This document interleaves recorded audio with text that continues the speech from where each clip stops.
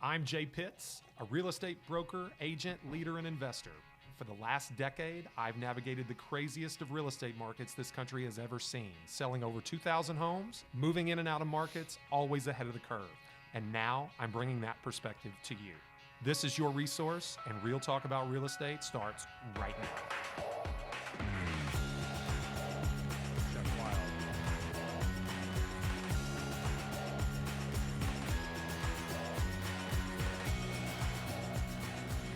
Hey everybody, welcome back to Resource, Real Talk About Real Estate. I'm Gabe Pruitt. And I'm Jay Pitts. Back for another episode. It's been a while since we have convened here at Resource last. But we came prepared today with something that we've been talking about in the office a little bit lately.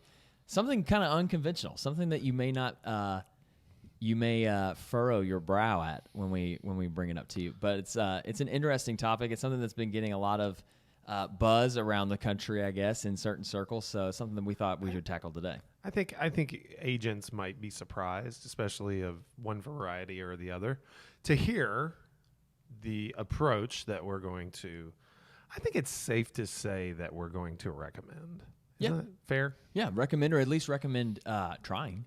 Yeah, I think it's rooted in something that we talk about often: providing value, knowing value, conveying value, just confidence and being the opposite of a discount agent. Yep. But it's it's a way to look at things. Right. And whether the result is taken literal or figuratively, it's a thing. Right. And we ask you too, if you're skeptical when you first hear this, stay with us through this episode, because we are going to try to show you the value that this brings as if you were the person we were pitching this to in an appointment. This is going to be a very true-to-life example of how this would work. So today what we're talking about, in the spirit of, like you said, not being a discount broker and that sort of thing, we've done quite a few episodes about how to not have to cut your commission in order to get business, specifically on the listing side when you're taking listings as an agent. We've also talked about how it's important not to allow the consumer to believe, or to allow yourself to fall into the trap of believing that 6% commissions is the norm and that's just the way we do it. It's a very dangerous precedent to set. Yeah, absolutely. I mean, there's no antitrust tolerance in this industry. And while there is a commission rate that might be prevalent, yep. To insist that it is standard is really just not something that any real estate broker should allow to happen. Yeah, and of course we know that 6% is pretty standard in most parts of the country. But at the same time as we say stuff like, oh, well, all commissions are negotiable, but then at the same time we tell you not to move off of your 6%. So it's like, which one is it? As soon as I say it's not standard, you say it's standard. No, I didn't say it's standard. I said it's pretty common. You said it's pretty standard. This is why you can't talk about this stuff. This is what you don't do. I don't think it's not even the SEC. I don't even know who it is. I don't think the feds are listening to Resource, waiting to grab Gabe. There's a van in our parking lot outside with two guys just dialing in right now. Okay, no. Today what we're going to talk about is how to pitch an 8% listing side commission to prospective sellers. Well, not just listing side commission. That's no. An 8% total commission. 8% total commission. Yeah, I misspoke. To a seller. That would be something. Yeah, 8% list side. Yeah. Can you imagine the buy side's agent, like when he sees the settlement statement and you got 8 points and he's got 3? He's like, what? Like, you got an 11? Like, I don't think that. Frankly, and this is funny, Gabe. Some people's jaws hit the floor. I heard, even though this is not, well, I guess it is live on Facebook. Yeah, we're live on Facebook. We're live on Facebook. But even though we're not live, I heard, via iTunes or any of the podcasting world's places to listen, I'm still hearing the listeners' jaws. Well, yeah. hit the Well, floor. the immediate skepticism is, it's like, what? Isn't that kind of greedy? Well, pressure. Right? Pressure on, and I love the upswing, by the way. Little NLP action for you. Go back to prior episodes. We talk about it. I don't know about greedy. I think pressure on delusional, maybe. Sure. Pressure on Why commissions. would anybody pay pressure on commissions is down, not up. So, but we often preach being contrarian on this show and in our business. And so why wouldn't you be able, I guess that I'm going to pose this question. If you're a credible real estate professional who knows in your bones that you're worth more than average and you see average agents getting 6% commissions all the time, and you see, concept proven on 4 and 5% discount brokerages, $500 flat fees, etc. And why wouldn't you believe that showing that you provide exemplary service, above average results, why wouldn't you get an above average fee? Mm-hmm. The world, I've had some health issues, no doubt. I mean, our listeners, most of them know, I've shared it on the show. My family has had to go seek out the opinions of great doctors. Well, let me tell you something. The best doctors get paid more money than regular doctors. I mean, there is that joke where you hear, like, what do they call the guy who graduated last in his medical class? You ever heard that? Doctor. Or guy or girl? They call him doctor. Yeah. Okay, well, that's true to a certain extent, but there is absolutely a have and a have-not class in any business. Yeah. Okay? The best surgeon in the world, the person that you need to go see, that when you put your life in their hands, gets paid to do it. Yep. Okay? And I don't want to trivialize serious situations by comparing them to the sale of a piece of real estate. It's not life and death, but it is serious. Yep. Okay? Gabe, we're talking hundreds of thousands, if not millions of dollars here, which make a difference. You flub that up, you may be sending your kid to a state university instead of a private school. You may be sending them to, they may not be able to go to the summer camp they want to go to. I mean, this is real stuff. So why shouldn't you get paid to do more? So here's the immediate response, right? Before we get into the meat and potatoes of what we're going to talk about.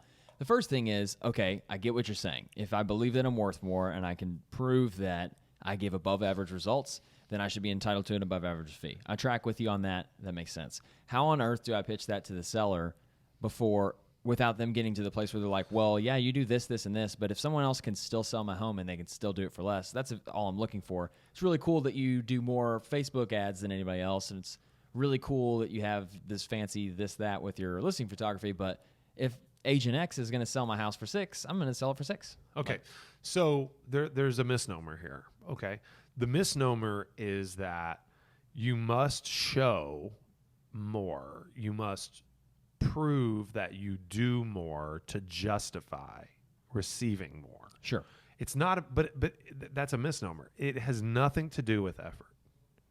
Okay? You don't get to have the appointment. You don't get to get the interview without the assumption of without the assumption by the seller that you're going to give the appropriate effort. Mm-hmm. Okay, the fee has nothing to do with the effort. You're a great guy, Gabe. I'm sure you're gonna run your legs off, and you're gonna just like kill it. And I'm sure you're worth what you say you're worth. You're gonna do well, maybe not even that, but I'm sure you're gonna do what you think is right. Like, I don't know you well enough. I'm the seller in this case. Yeah. I don't know you well enough. I probably won't, even after this interview, know you well enough to be certain that you're going to be able to get results. Yeah. But I make the assumption that you're going to do everything that you know to do in pursuit of the result. Okay? Yeah. That I can do. I can give you that. I can grant you that. It seemed like an honest guy and a hard worker, and you're going to do what you know to do because our interests are aligned. You don't get paid unless you get results. So I don't think you're going to waste your time or money and simultaneously waste mine. I don't think that. I can make that leap very easily. But that's not what you're after. If I'm you and I'm the agent and I'm trying to justify the means, if I'm trying to justify my fee of greater than what they had expected to pay, because believe it or not, the consumer does believe there's a standard commission. Yep. Okay. If I'm trying to justify that, I have to show them results. I have to make them confident in taking the leap of faith on results, not on process. Okay, the only reason we sell a marketing plan is to give a greater assurance that results will be achieved. So the marketing plan gets conveyed in conjunction with a presentation of past results to say, here's what we've done and here's how we did it. We'll do the same thing for you, and this is why we're worth this. Yeah. Like, literally, it's so simple. Mm-hmm. And I know I'm kind of belaboring the point here, but well, we're burying the lead a little bit because what we do want to get to before we get too far into this episode, is that this 8% number is not something we picked out of the air. It's something specific, and it is part of a very specific strategy in the spirit of being more tactical, which is what we said this season was all about. We're going to give you an actual strategy that you can go and employ immediately after listening to this episode. Maybe rehearse it a few times, but then. Well, but even then, dude, I don't think we're burying the lead at all. They have to understand why. Sure, this is the why. There is a fundamental difference about showing what you're going to do versus the results you're going to achieve. That's what you have to understand. You have to understand before you can't make this compelling argument without rooting it in results. Okay, so now let's talk tactics. Yeah, exactly. So, and it's like you said, you don't want to be going into this meeting showing them like, well, this is why I charge more is because I spend this much on marketing. And it's not about how much you spend on marketing, it's about what our marketing does. That's what you're saying, right? Yeah, absolutely. It's about the results that we regularly achieve. Yeah, or why this new departure from what you've done in the past will get greater results, and being able to explain it in a way that the customer believes. Yeah, that's what it's about. So far, as you're listening to this, why 8 and not 6.5? Yeah, okay. Why 8 and not 7? We're 10 minutes in. You're like, okay, none of this is news. We're not going to talk about this for 45 minutes, are we? Like, I know to know my value, preach my value, get my worth. So this 8% number goes with this very specific plan that we have been working on and that we've been testing out in some cases right now, and it's going to become more standard for us, hopefully. The way that this works is, in lieu of what you might call traditional, or what people might be familiar with, a 6% commission where 3% goes to the buyer's side and 3% goes to the listing side, the pitch is an 8% total commission where 4% goes to the listing side and 4% goes to the buying side. So it's still an even split, but the message that you're delivering to the seller is that in this market, especially if this is a competitive buyer's market, or you have a property that is a lot like it's not a very unique property that's going to get unique viewership, right? You're saying we're going to make your property stand out by offering a 4% buyer side commission, and we're going to advertise that to agents in the area so that it goes to the top of their mind when they're thinking about houses they want to show their clients. Obviously, you don't want to go so far in that you say agents are crooks, and as soon as they know there's a higher commission, they're only going to show that house to their client. Like, that's not what we're saying. But no, but you're acknowledging that they're human and they want to make more, not less. Yeah, and we're not asking anybody to do something wrong. We're incentivizing, hey, remember us, remember our listing, because we're the ones offering 4% for your attention. Yep. Like for your exclusive and your premium attention on our listing, we're offering 4% to buyer's agents. Now, I know, seller, that means the listing that you're going to be paying that's coming out of your net is a little bit higher. But with the added attention that we're going to draw to your property, we may be able to create a bidding war. We may be able to create a buyer frenzy right up front. Prices might go up as a result. We may even be able to price slightly ahead of what the market might dictate, anticipating this kind of attention. And then the best part of this whole pitch, and I'm going real fast through this, but we're going to break it down. The best part is you immediately have a buffer built in where you can say, if for any reason this 8% strategy is not working how we're expecting it to, we can go back down to a more traditional 6% listing side, and the price will come down to reflect that if we've increased the price, and nothing ventured, nothing gained. Well, and here's the thing that I want to make sure that we're not missing. Okay, all that is well and good, okay, but you have to understand that eyeballs create showings, create offers, create contracts, create closings. So that is a funnel descending from top to bottom. Yeah. You only get one closing per property, right? Exactly. You can get multiple contracts. You can get lots of offers. You can get a whole pile of showings, and you get a whole bunch more people seeing the property online or any form But you're of always advertising. filtering down to one. But you're always filtering down to one. Again, it's about results. So what you're betting is that by creating more eyeballs on the property, that each level of that funnel is larger than if you don't. And that helps you get to an end result that is a greater price, which allows a better net in a faster time, in a shorter amount of time. Mm-hmm. Okay, which most of the time equates to a more desirable result for the seller. Now, we go back a few minutes, okay? Because you touched on the price reduction if it doesn't work and all that stuff. Like these are all ancillary points.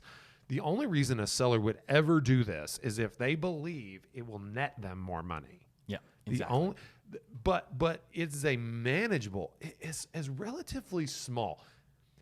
I'm talking math only, okay? I'm not talking your history, your 40 years in real estate, and how, you're not going to get greater than 6% commission. I've never seen it. It'll never happen. I don't want to hear that argument. Like, relatively speaking, 6% is a small percentage of 100%, which is what we're dealing with. Yes. Right? Grant me that just mathematically. Yeah, it is 6%. Okay? So from 6 to 8 is a 2% increase. Still a relatively small percentage of the whole. Yep. Okay? And when you consider the swings in sales price as percentage of the whole, that 2% increase can, in a lot of cases, be offset by better marketing. I am proof of it. Our team is proof of it. We beat the average realtor by 2 percentage points. Yep. Regularly. And if you remember this is the exact same type of math we were talking about when we're talking about defending your 6 against a discounted 5. Exactly. If the market now you're just doing it for 8 against 6. If the market average is 96 and we average 98% of list price at the time of contract, then I'm already incentivizing people to work with me by 2%. Mm-hmm. I also beat the average days on the market by 25%.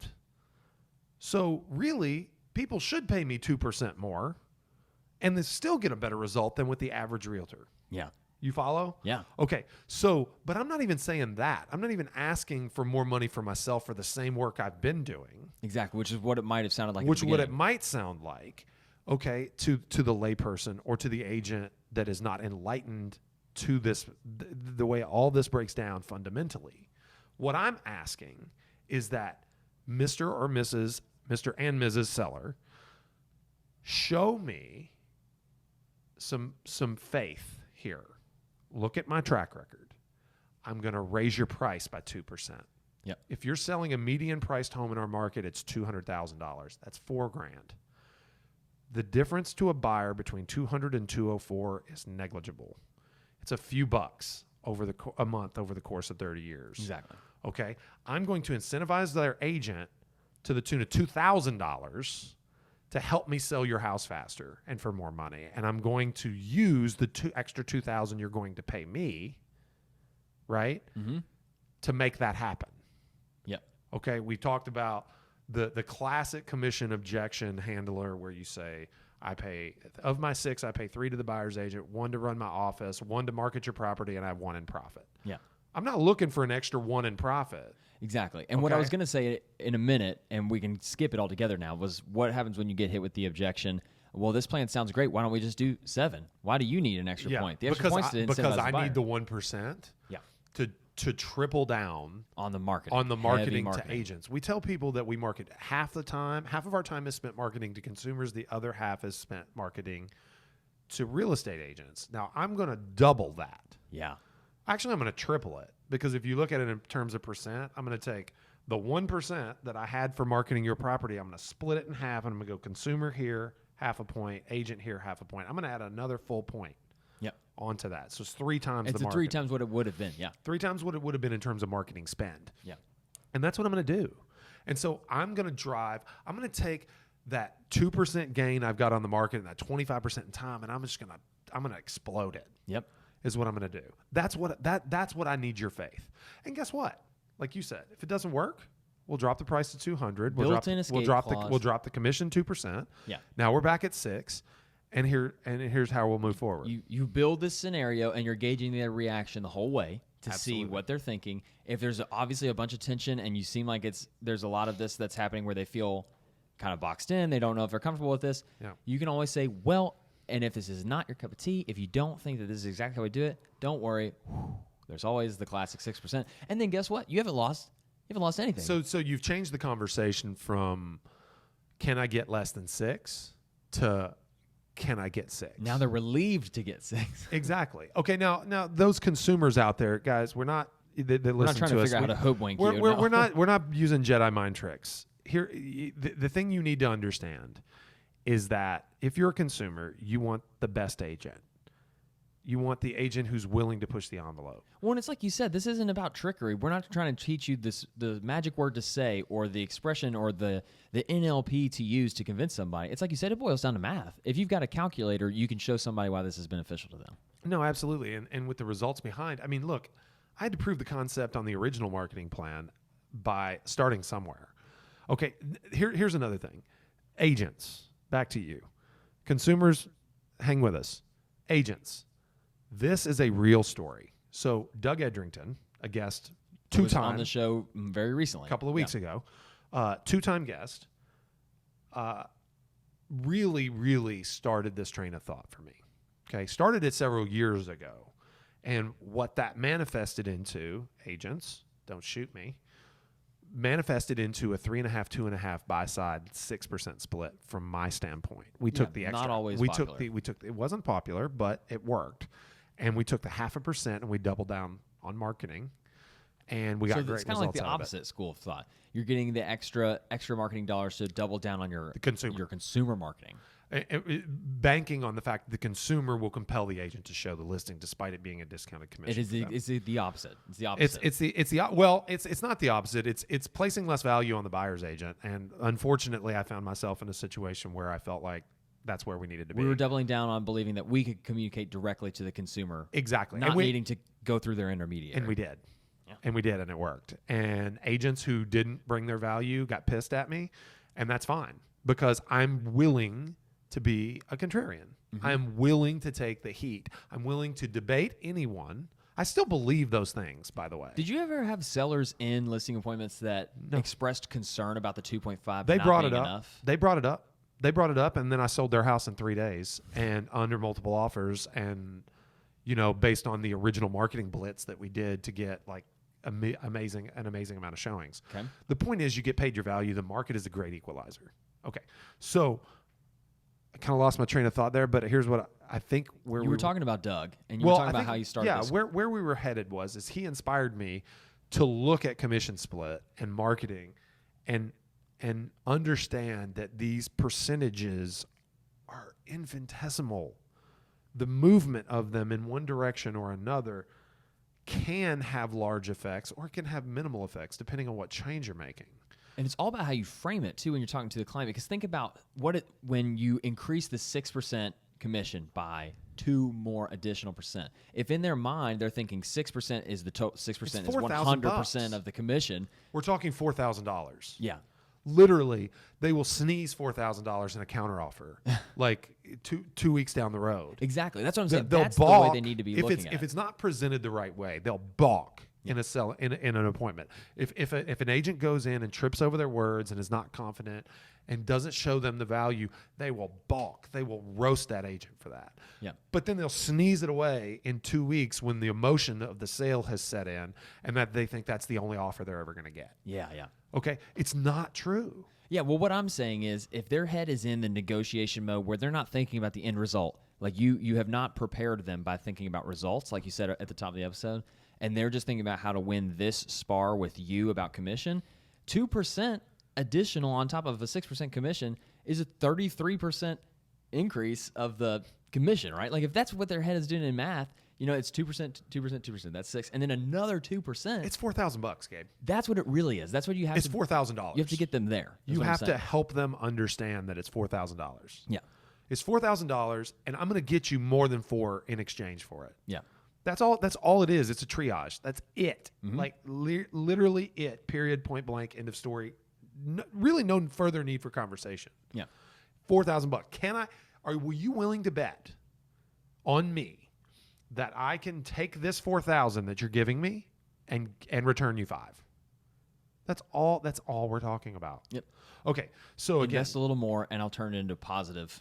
Exactly. Positive results. Positive and there's a safety release, just like you said, because if it doesn't happen, then we won't do it. Yeah. Okay. So go back to Doug. Okay.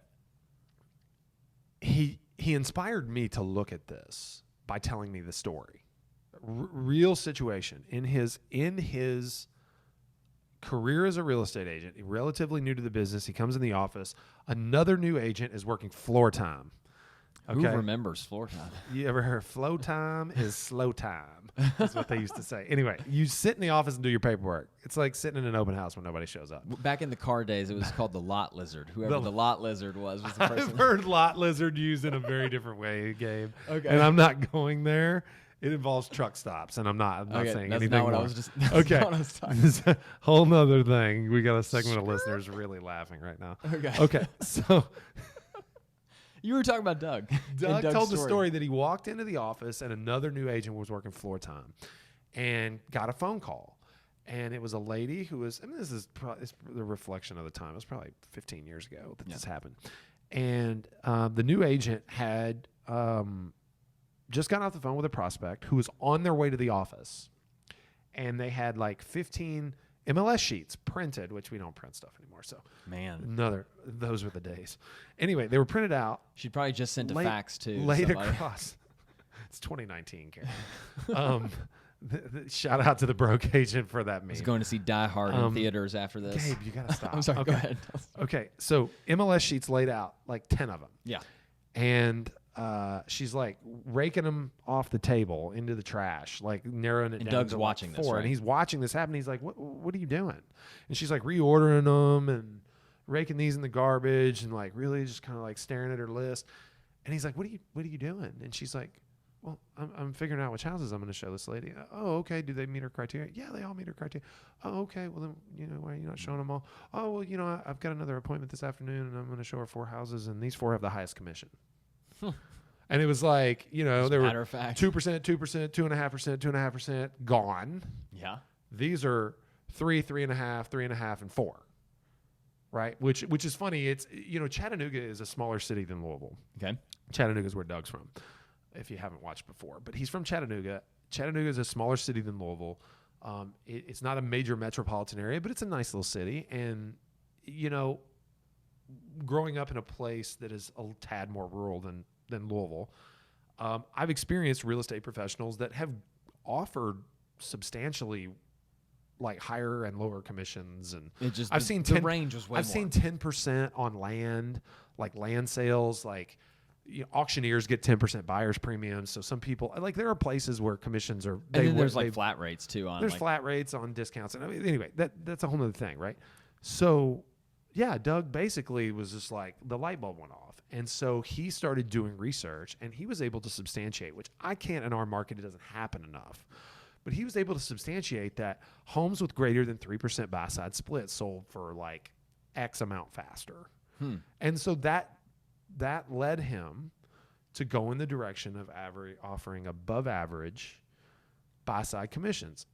Again, needing to drive that message, he expanded the list side commission because of the additional spend that it was going to take for him to promote the higher than average buy side commission to all the agents in his market. So, you're adding margin to your business. You're being a contrarian. This is so right up my alley. I don't even know what else could be more up my alley, because it's about value. It's about being contrarian, showing your difference to the consumer. It's about helping people achieve better results, all these things. Yeah. And it's just like check, check, check, check. Every box that I want to hit working in this industry. Right. And here's another thing to think about too. You're talking about kind of like the ancillary benefits of this approach. We talked about it on the show before. This negotiation is the first of many you're going to have with these clients. Negotiating your commission. We talked about standing your ground on commission eons ago. Because soon you're going to have to negotiate about repairs. Maybe you're going to have to negotiate about doing a price reduction. Maybe you're going to have to negotiate about this, X, Y, Z.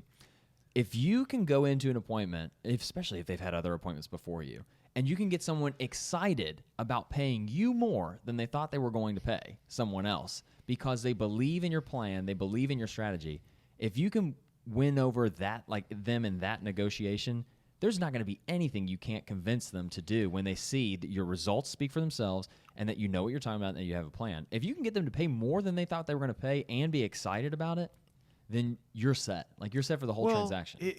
it all assumes the need for the fact that you are an honorable person doing the right thing by them, right?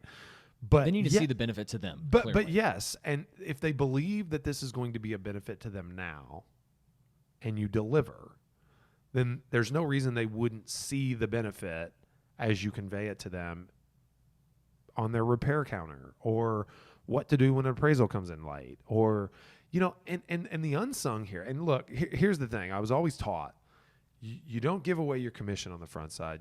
You only give it away on the backside, and only if you have to. And if you have to, you gotta be the hero. Yeah.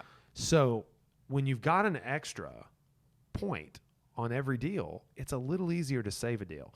So not only due to what you're saying, Gabe, like earning that trust up front, you're banking future goodwill, and you got a little more safety net behind you, because if you got to pay $500 for a home warranty to get a deal done, then you got an extra point to do it with. Yeah. Instead of going in your pocket after you discounted to 2.5 already, and not only this, I'll take it even a step further. You've banked goodwill with the buyer's agent because they're getting paid more on this deal than they thought they were going to. And you just may run across their path again in the near future. Well, are they going to? All of a sudden, they're like, Jay on. Pitts, he's the 4% guy.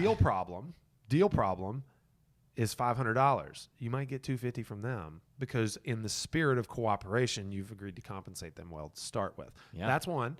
Number two, they go looking for your listings in the future. Yeah, they scroll through the hot sheet and sort by your office. So you say the rising tide raises all ships, right? So once you get the reputation for compensating agents, well, you might just sell your listings even faster. Yeah, don't you think? Which means you might need to go to 10%. I mean, and offer 5 and 5. As long as you're still leaving your clients in the green, and you're. This is no joke, Gabe. I could see this going way farther than 8. Like mathematically, if you just take emotion out of this completely, you literally can take it. What happens when you push this too far and appraisers start to wonder where all this inflated value? Like, I mean, if you're raising the price every time you're raising the commissions too, you know what I'm saying? Like, at what point are you starting to get outside the realm of reality within the market? When the market stops inclining. That's what happened. I mean, sales are what dictate the market anyway. So if that's what's happening, the sales dictate the market, and an appraiser is always going to reel you in. Okay, so let me ask you this. I'll answer this question perfectly. Okay. Gabe, if you own a piece of property, and you think that you could convince someone to pay $250,000 for it, but there's a pretty good chance it's only going to appraise for $240,000. Yeah, just maybe. Is that enough reason for you to not list it at $250,000? No, no. Okay. Yeah, I'm still. So how are you harmed by listing it at $250,000, selling it at $250,000, having it under appraised at $240,000, which you thought was going to happen to begin with, and you ultimately accept $240,000? Yeah.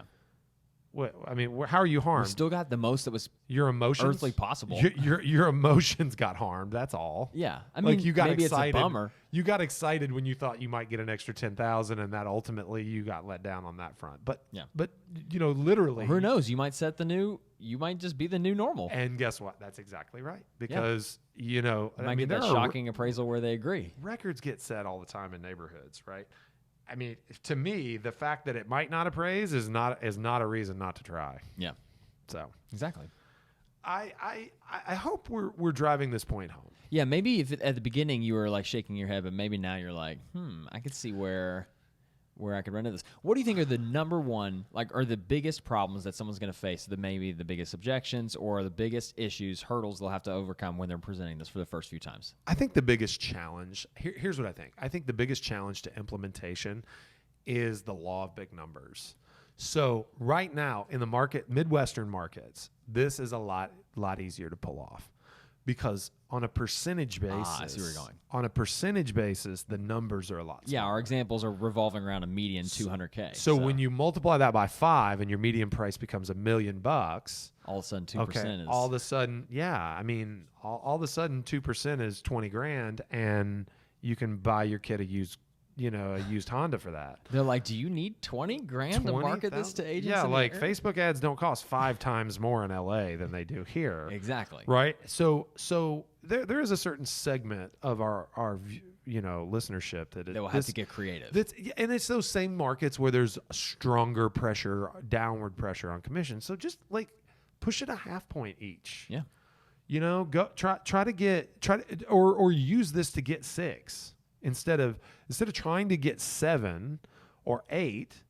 I can't stop thinking about the 6-minute, 7-minute abs thing from something about Mary, but not 6. It's not 6. It's 7. Anyway, so I can't believe we've never run across that reference before, talking about 6 and 7%.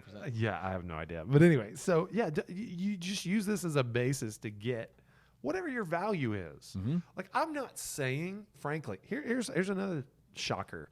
I'm not going to say that realtors are worth 6% in California, where the prices are $2 million average. I don't know. I don't know I'm not in that marketplace, so I can't participate and say. Yeah. I think it's as ridiculous in one way as, like, to me, the fact that we would do our job for less than 6 is silly to me.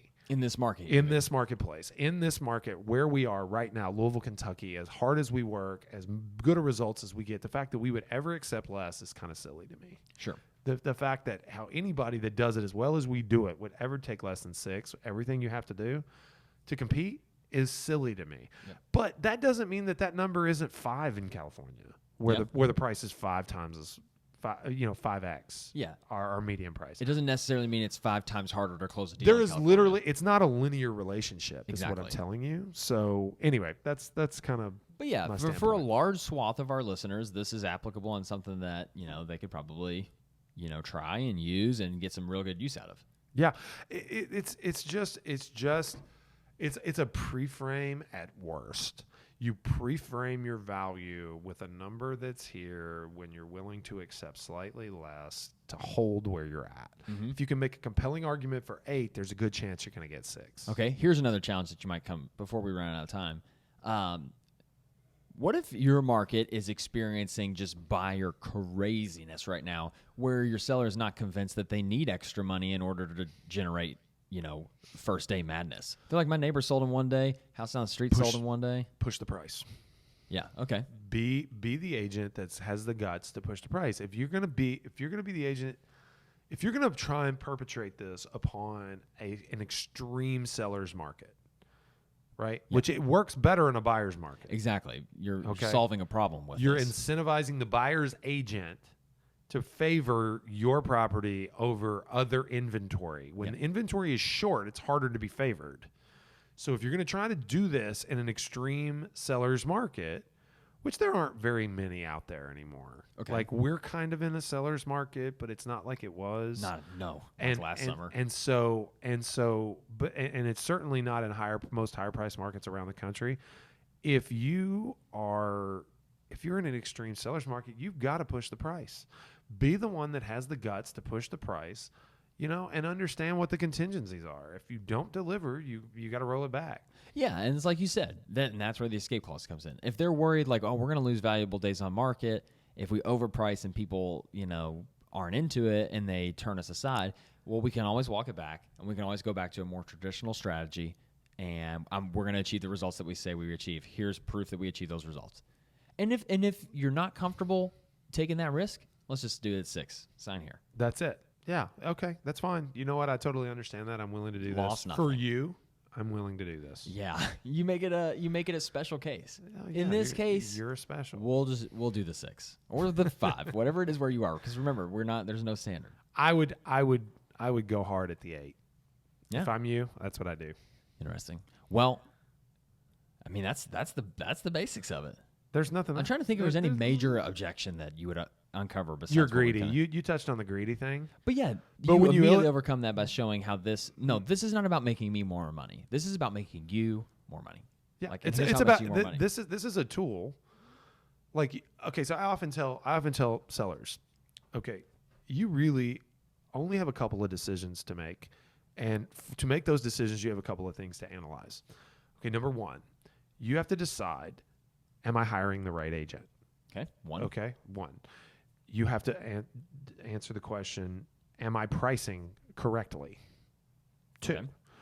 Number 2 is probably more important than number 1, because the wrong price, even the best agent can't sell it. Okay. When a house doesn't sell, you're asking yourself the same questions over again. Did I hire the wrong agent or did I pick the wrong price? It's one of the two. So look, if you want to fire me, fire me. Just don't give the next guy the price I asked for.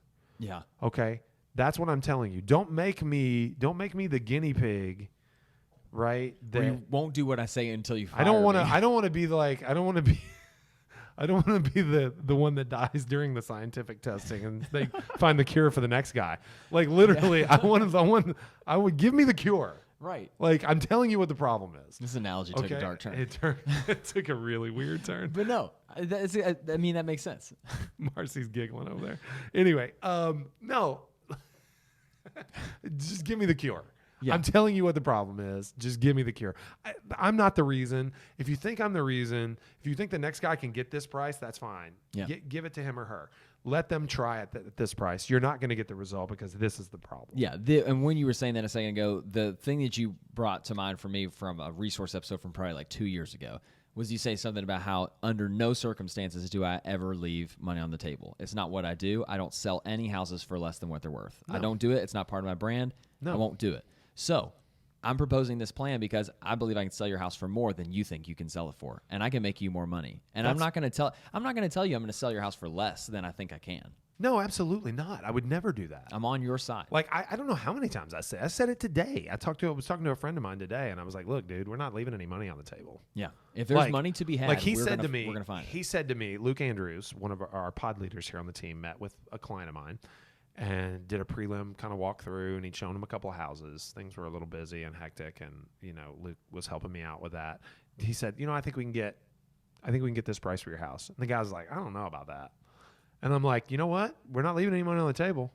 We'll look at the market at the time you list and make sure that we feel confident in the number, but I'm going to skew aggressive. Mm-hmm. I'm going to skew aggressive because we can come down quickly.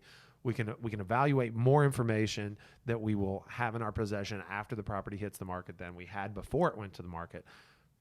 But we're not going to leave money on the table. Yeah. And if you're going to be aggressive with prices anyways, do it where you have space to come down in the commission if it backfires and you have to come back. Like if you already know you're going to be aggressive on pricing, don't be aggressive on pricing at 6 and then back yourself into a corner where you have to come away from it. No, absolutely not. I mean, oftentimes you'll go into a listing appointment where you've got a couple of objections that you've got to handle. It's your commission rate, it's the price, it's the length of your contract. And that they're all interrelated, right? Yeah. So if you cut your commission, you got one arm tied behind your back. If you take it too high, it's going to take longer, but they're asking for a shorter contract. Starting at a disadvantage.